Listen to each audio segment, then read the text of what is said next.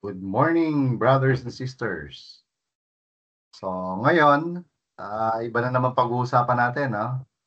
Capital assets and ordinary assets. So, let's start with the basic considerations, no? Things that you need to understand para bago tayo mag-compute, no? Yung mga taong gigil na gigil sa pagko-compute. Basic principles muna tayo. And then, deeper understanding, why do we have these rules? And then we'll have the applications later. Okay, so let's start.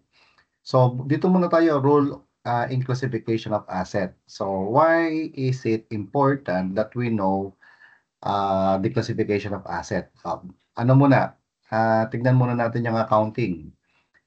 Sa accounting, we classify our assets, no, essentially as current and non-current assets only. Pero for taxation purposes, it's entirely different. Okay? Kasi ang classification lang is whether the asset is capital or ordinary asset. Okay, so how do we know if an asset is a capital asset? O di, tignan natin yung pinaka-rule. Okay, tignan natin ang nakalagay sa Section 39 of our tax code. So when we say capital asset, it refers to all real properties. Okay, lupa lang ang binabanggit dito, ha, lupa. All real properties held by taxpayer, whether or not connected with the trade or business. So which means, as a rule, all real properties are capital assets. Okay, whether or not connected with this trade or business and which are not included among the real properties considered as ordinary assets. Meaning, lahat ng asset ay capital except ordinary asset. Ganyan kasimple yan. Okay, so if you are going to be asked, no, true or false statements in the board exam, tapos ang sabi, all assets are capital assets as a rule. True yan. Pero pag sinabing all assets are or real properties are capital assets, false yan because not all real properties are capital assets kasi nga merong exception to the rule. Okay, so ganyan yan ha. O ngayon, what are ordinary assets then? Kasi all assets are capital assets as a rule. Hindi capital asset ang isang asset kapag ordinary siya. So, how do we know if an asset is ordinary? Ito yung mga rules. Okay, again, real properties muna tayo ha.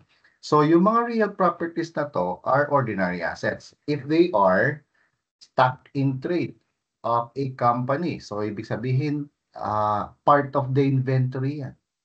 So long as they are considered as part of the inventory, then the real property is an ordinary asset. Okay? Ganun kasimple. Kasi nga, binibenta mo yan, part ng inventory mo yan, stock mo yan, ordinary asset yan. What else? A real property is an ordinary asset if it is primarily held for sale. Di ba sir, yung primarily held for sale, mga inventories mo rin? Oo, tama ka. Naulit yan. Okay, pero they have the same meaning essentially, but ito yung enumeration under Section 39 of the tax code.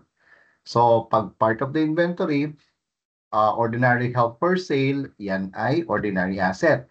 Or, if it is being subjected to depreciation. Okay, ibig sabihin, if you recognize as depreciation expense, then an asset is an ordinary asset, real property. O ano pa? If the property is used in trade or business, ayun, ginagamit mo. Okay? Ginagamit mo siya. Kung ginagamit mo ang isang asset in trade or business, the asset is ordinary. Okay? By the way, ang banggit dito, primarily held for sale. Meron pa yan sa regulation or for lease. So, ibig sabihin, to summarize, it's like this. An asset is an ordinary asset if real property, if it's part of the inventory, it is ordinarily held for sale or for lease, okay, you recognize its depreciation and the asset is used in business. So, stated otherwise, kapag ang isang real property is not part of the inventory and it is not ordinarily held for sale or for lease, Okay, walang allowance for depreciation and it is not used in business, then the real property is classified as a capital asset. Now, even if the rule states only real properties, in practice, okay, we uses the same rules in classifying personal properties. Okay, tatandaan mo lang, ganito yan. Ang asset, nagbabago ng classification. Okay, depending on who is the taxpayer. Example, tayo, accountant tayo. If you are going to, if I'm going to ask you what are ordinary assets of an accountant, halimbawa, I am engaged in the practice of profession. I have my office, no? So, ano yung mga ordinary asset ko? Yung laptop na ginagamit ko sa practice, yung sasakyan ko na ginagamit sa practice, itong opisina ko. Okay, calculator that I use in my practice. Everything that I have in my office essentially are ordinary assets. Aircon ko, ilaw, electric fan, anything that I use in my office, in my practice of profession are ordinary assets. Okay, is there anything that I sell? Meron ba akong part na inventory or held for sale? Wala. I don't lend properties. Okay, do I recognize depreciation on my office? Yes. Paano sa sasakyan din? Yes. Okay. Anything that I use in my trade or my practice of profession are ordinary assets. So, ngayon, ano naman yung mga capital asset ko? Yung not part, wala akong inventory, wala akong held for sale or for lease. Okay? Yung isa kong sasakyan na hindi kinagamit sa practice of my profession. Actually, dalawa yan. Yung motorsiklo ko, do I use that in my practice of profession? No, therefore, that's a capital asset. Okay? How about the properties that I don't use in my business? My bed. Okay, yung mga lutuan, ibang gamit, yung couch. Okay, yung mga damit kong pantulog, etc. Yan ay mga capital assets. Okay, ngayon, ang ang calculator, ordinary asset siya. Ngayon, another profession, doktor. May opisina ng doktor, ano yung mga ordinary assets niya? May gamot ba siya? Kung meron, ordinary asset ang mga gamot. Part of his inventory. Mga for sale niya yung gamot, inventory niya yan. Okay? Yung sasakyan niya or leasehold niya, nagre-recognize depreciation, ordinary asset yan. Any property that he used in his trade or business or practice of his profession, ordinary asset. Okay, merong calculator si doktor. Ngayon, how do we classify his calculator? It depends. If he uses the calculator sa kanyang opisina, ordinary asset 'yan. Pero kung meron siyang calculator sa bahay, yan ay capital asset. Ang doktor, meron siyang pang-BP. If he uses the equipment, okay, in his profession, ordinary asset 'yan.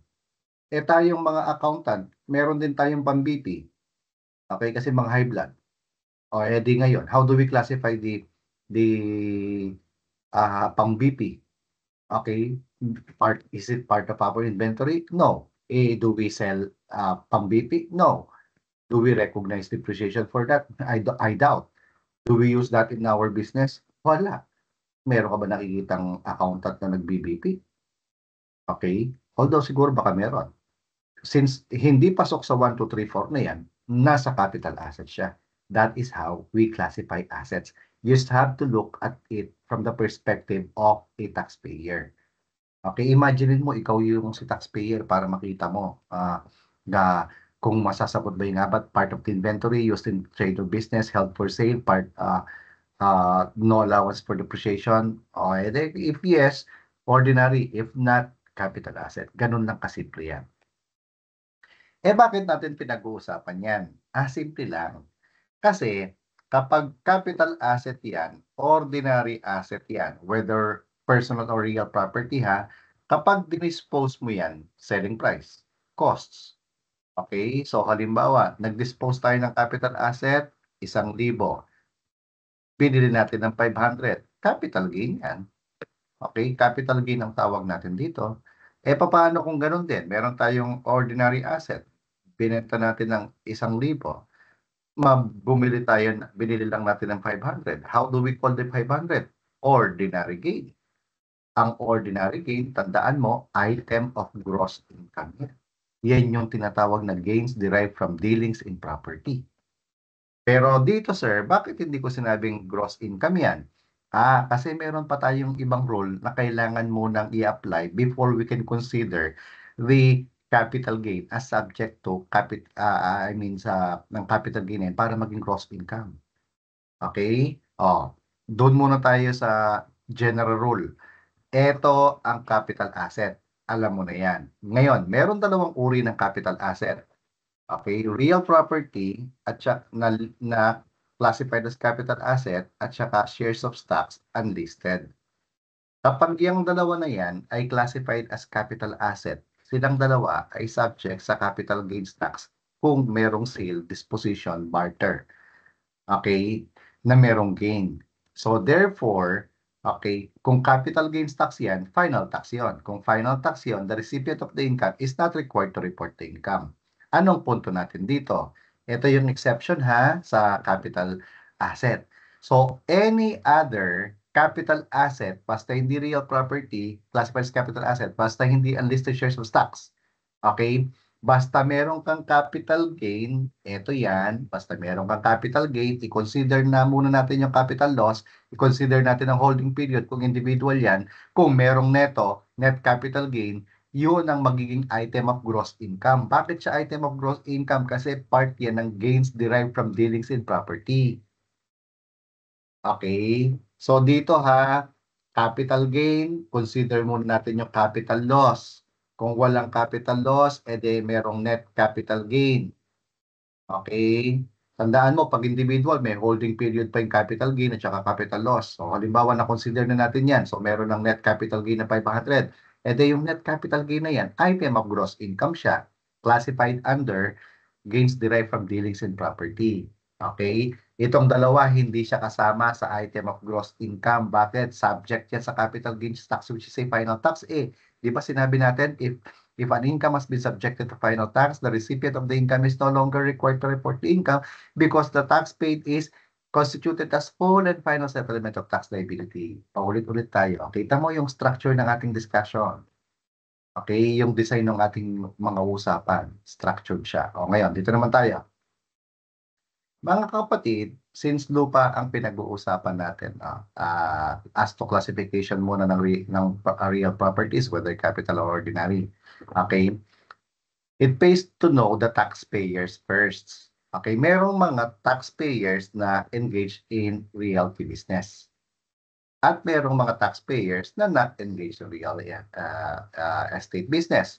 So, yung mga subject or engaged in real estate business, ito yung tawag ko sa kanya, LDR, lessor, developer, developer at saka yung dealer or realtor. Okay, developer at saka lessor. Ang tawag ko dyan, LDR. Lessor, developer at saka dealer or realtor. Yan ay mga engaged in real estate business. All other taxpayers are not engaged in real estate business. Basta hindi dealer yan, hindi developer, hindi lessor yan, hindi siya engaged. Okay, lagyan natin ng pangalan para mas maganda. Okay.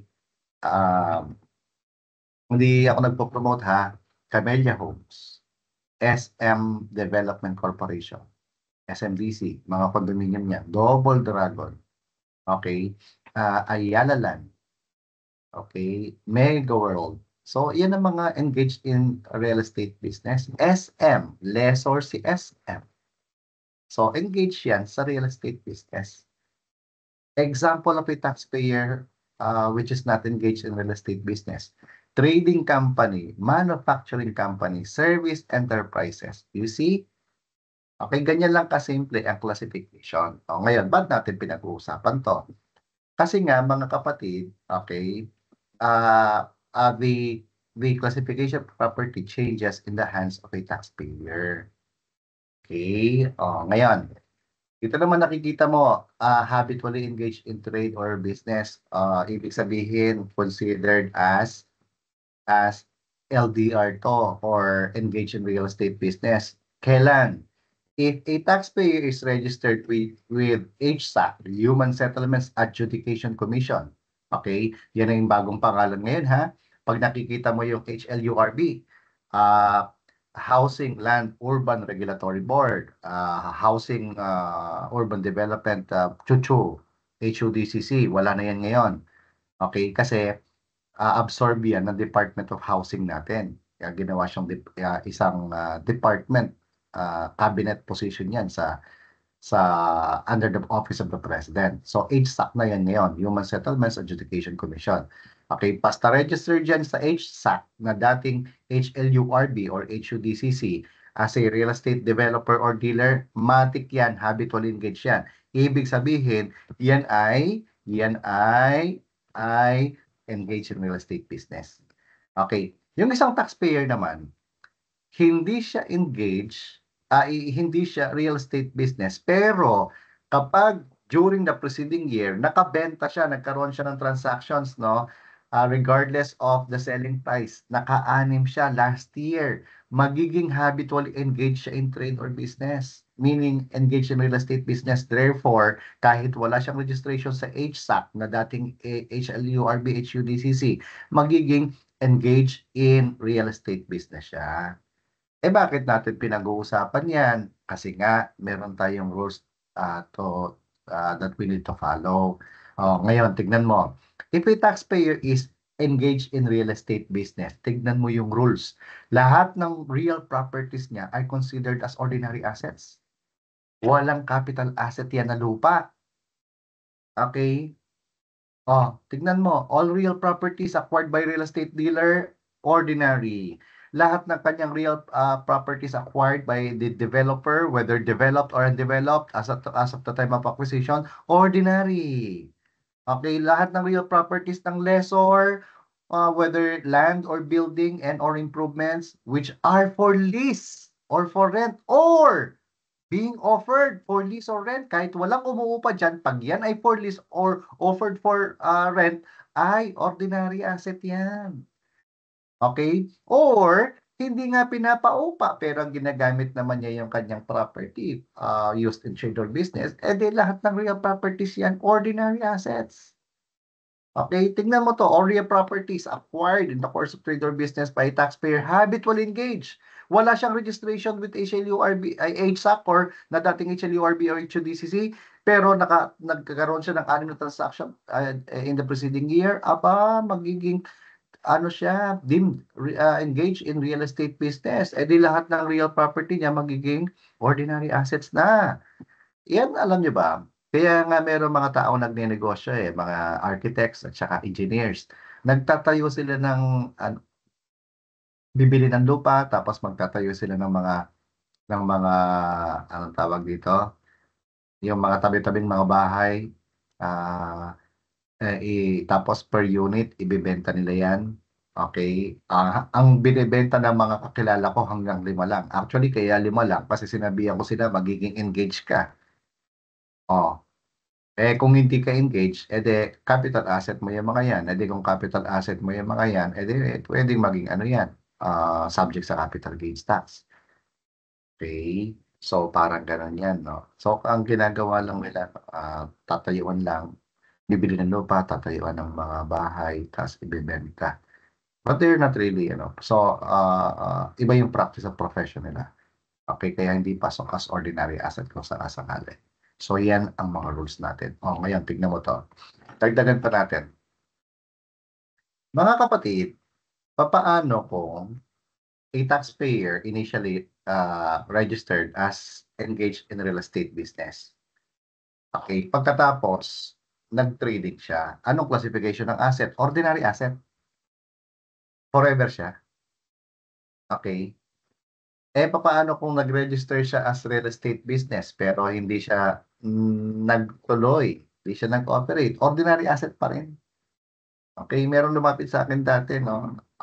Realty company siya. Hindi siya nakapag-operate for like 20, 30 years already, but they have this big property. Now they're trying to sell it. They, according to the BIR, it's an ordinary asset. So they ask help from me. Sabi ko, ordinary asset yan because of this rule. Okay, pwede bang gawing capital asset? Sabi sa akin, pwede natin tingnan, no? Gawa natin ng paraan. So, ginawa namin ng paraan. Pero strictly speaking, ordinary asset yon. Kasi nga, realty company siya eh. Okay, kahit di ka nag-operate, wala yan. Mahirapan tayo dyan. Okay? Tignan mo tong pangatlo, bank acquired properties. Ibig sabihin, halimbawa, merong isang taong nangutang yung bahay niya sa bangko, nag-utang siya, security yung bahay niya, hindi nagbayad, na foreclose yung property, ano yung classification ng property? Kahit yan ay bahay at lupa, ordinary asset. Exception to sa rule. Kahit ang banks are not considered as habitually engaged in real estate business, all bank-acquired properties are classified as ordinary. Imagine, kaya it's important that you know the rules eh. Okay, kasi pag halimbawang bahay ang in-acquire, pag dinispose ni bangko yan, ibebenta niya yan, capital asset kasi bahay, mali.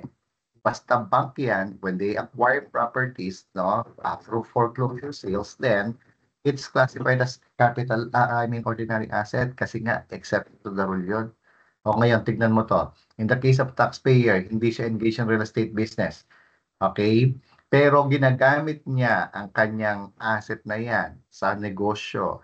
Yung asset na yan, real property na yan, ordinary asset. Example, this is my house, but there's a part here that I use in the practice of my profession. So how do I classify this property? Ordinary asset. But my home, my residence, capital asset yan. Okay? So parang ganun yan. Paano naman po kung government agencies to in the exercise of their regulatory function, or real property seized by the government in the exercise of its regulatory function? Okay, even if part of the inventory in the hands of the government, okay, that were eventually sold through public auction, capital asset yan. Halimbawa, regulatory function to, BIR tayo, BIR. Okay, merong dalawang taxpayer. Ito, individual. Itong isa, corporation. Okay, so ito, merong building. Siya, meron siyang bahay. So, house niya yan, house. Ito, building niya. Parehas hindi nagbabayad ng utang.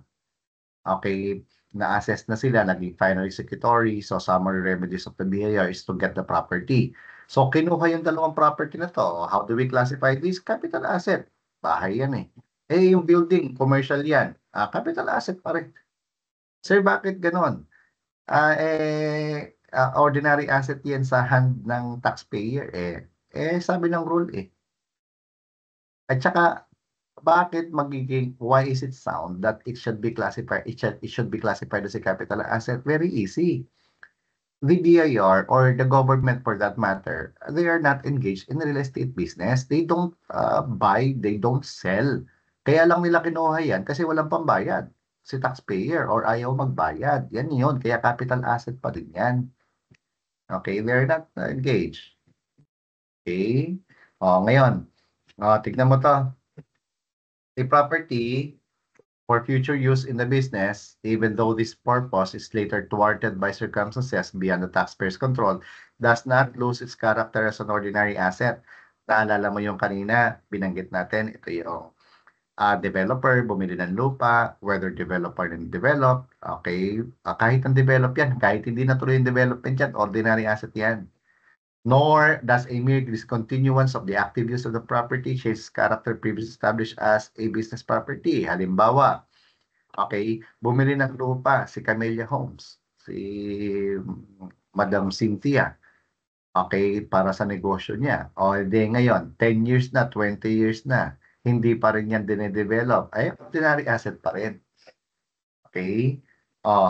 Ito naman, maganda ito. Automatic conversion applicable to taxpayers not engaged in real estate business. Sino nga itong mga taxpayers not engaged in real estate business? Hindi siya dealer, hindi siya developer, hindi realtor, hindi lessor. Anong meron ngayon? Kapag meron siyang ordinary asset, use in business, held, use in business yan, ginamit niya, o kaya nagre-recognize siya ng depreciation. Okay, wala naman siyang for sale, hindi naman niya for sale ang mga yan. Pwede rin niyang ibenta kung sakasakali. Okay, pero not ordinary held for sale ang mga yan. Used in business lang.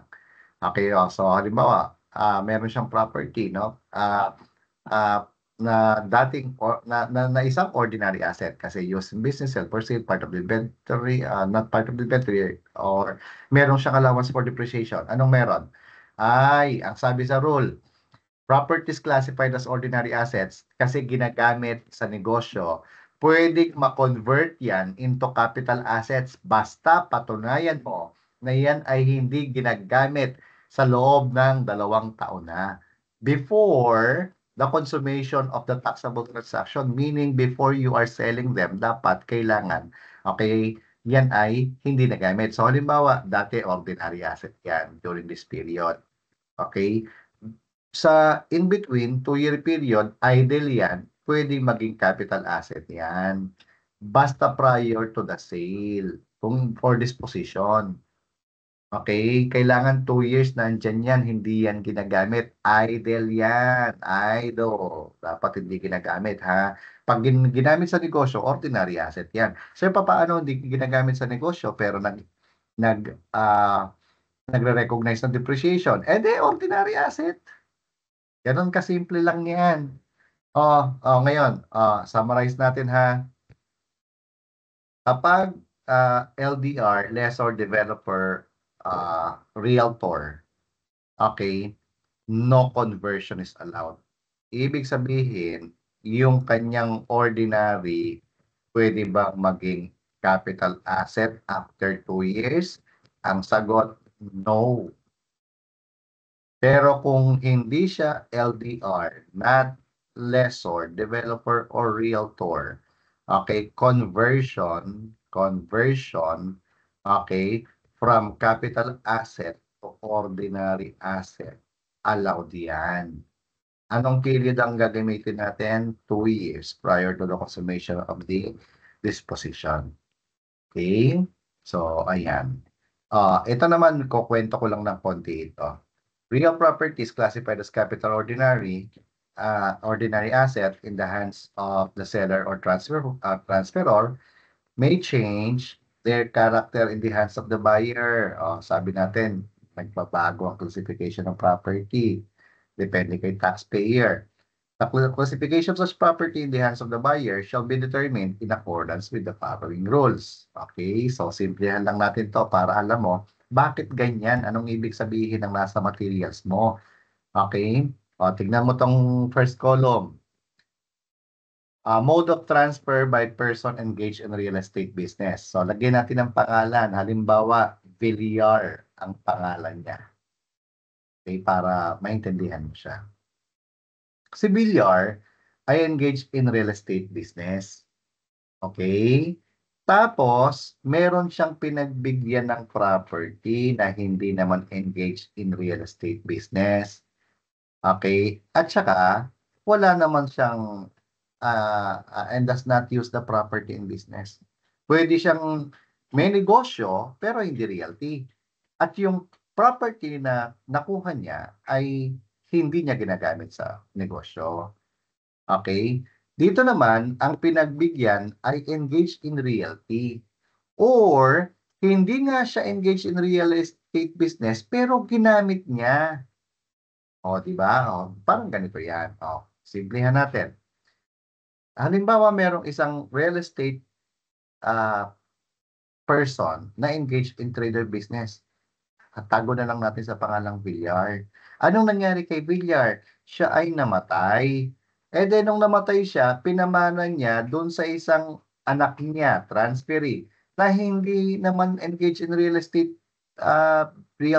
business at hindi naman niya ginagamit yung mga subdivision or condo sa negosyo niya. No classification, capital asset. Tapos meron naman siyang isang anak na engaged in real estate business. Or yung isang anak, hindi nga siya realtor pero ginamit sa negosyo. Ordinary asset. Di ba? Simple. Halimbawa, merong isang taxpayer, pangalan Villar, engaged in real estate business. Dinonate niya ang property. Kanino? Doon sa donee na hindi engaged in real estate business. And yung pinagbigyan niya, hindi naman ginamit yung asset sa sa negosyo, capital asset. Pinagbigyan yung donee na anak niya na engaged in real estate business. Si Mark na tahimik lang. Ay, ordinary asset yan. O yung company ni Villar, nag-declare ng dividend. Sinong tumanggap? Yung isang shareholder, hindi engaged in real estate business. Or yung isa, engaged nga, may negosyo nga, pero hindi naman ginamit yung asset sa kanyang negosyo, capital asset. Yung isa na shareholder, engaged in real estate, ay ordinary. Yung isa hindi engaged in real estate pero ginamit sa negosyo, ordinary. Si Villar meron siyang lupa. Okay, nilipat niya nakipagpalit siya ng lupa doon sa isang halimbawa, farmer. Okay, hindi naman engaged in real estate business yung farmer. Hindi rin naman siya may negosyo nga pero hindi naman ginamit sa negosyo niya yung asset. Anong classification? Capital. Si Villar, pinagpalit niya yung lupa niya doon sa taong engaged in real estate business, ordinary. Pinagpalit niya sa isang taong hindi engaged sa real estate business pero ginamit ang property sa negosyo, ordinary. Basic. Dito naman, property is not used in business. Pagdating sa mga involuntary transfers, ibig sabihin, expropriations and foreclosures. Expropriation, gobyerno kumukuha ng property. Pino-foreclose yan. Yung mga namangitang pautang na hindi nabayaran. Tignan mo. Kung ang property is not used in business, anong classification niya? Natural capital asset. Property is used, ordinary asset, basic. Okay, so dito muna tayo. Classification muna tayo, classification. Okay? So sabi ko sa iyo paulit-ulit tayo rito. Ang property ay nagbabago depende kung sino si taxpayer. Tingnan natin 'to. Sabihin mo kung ordinary or capital. Okay, tingnan mo 'to ha. Ang mga taxpayers ay LDR. Ang mga taxpayers sa LDR, stockbroker, individual engaged, practitioner, at saka empleyado. Okay?